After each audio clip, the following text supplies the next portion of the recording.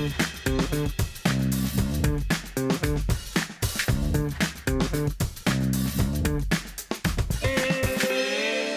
work package is on self-employment, and my background is a labour economist, and issues around discrimination, access for females and disadvantaged groups into the labour market, as well as self-employment. So I came with it from a background of looking for how can self-employment help to eradicate some of the labour market inequalities that exist. We analysed quantitatively about 5 or 6 different large data sets, including the Labour Force Survey, the Community Innovation Survey, and so we were able to compare and contrast across the EU, and then with a particular emphasis on our 6 study countries. So it was a quantitative analysis using econometric and statistical methods. So we're doing case studies with people who are under the age of 35 with very specific sampling criteria, and so we're going in and doing qualitative interviews. We have a nice mixture of young people who have received assistance to start up, young people who haven't, and an interesting gender split as well. Our case studies look at the cultural and the creative industries. So we're looking exactly at people in the IT industry as well as in the creative industries.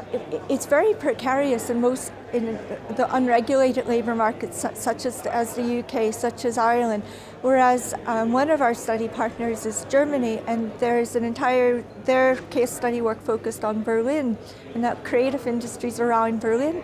And a lot of, not just the IT self-employed, but the creative workers are on very, very high salaries, and they're doing very well. The German government also has policies in place to encourage young people to take on more employees. And so I think we're finding that perhaps the quality and the sustainability of jobs are quite good in the German context, not so good in the UK, and perhaps that is linked into labour market regulation or deregulation in general impacts the self-employed as well.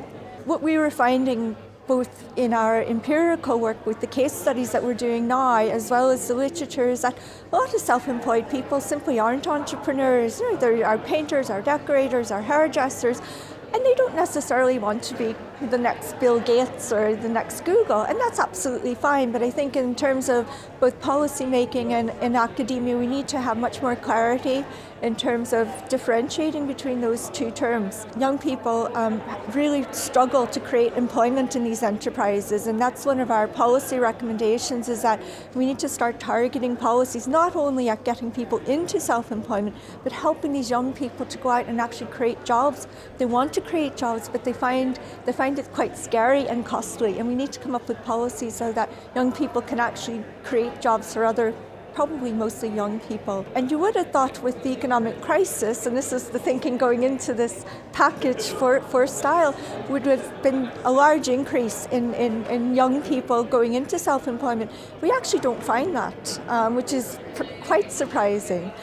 And again, we think some of this has cultural dimensions to it. People are concerned about risk-taking, about the failure of some of these enterprises, about the sustainability, about some of the quality of the jobs that are being created.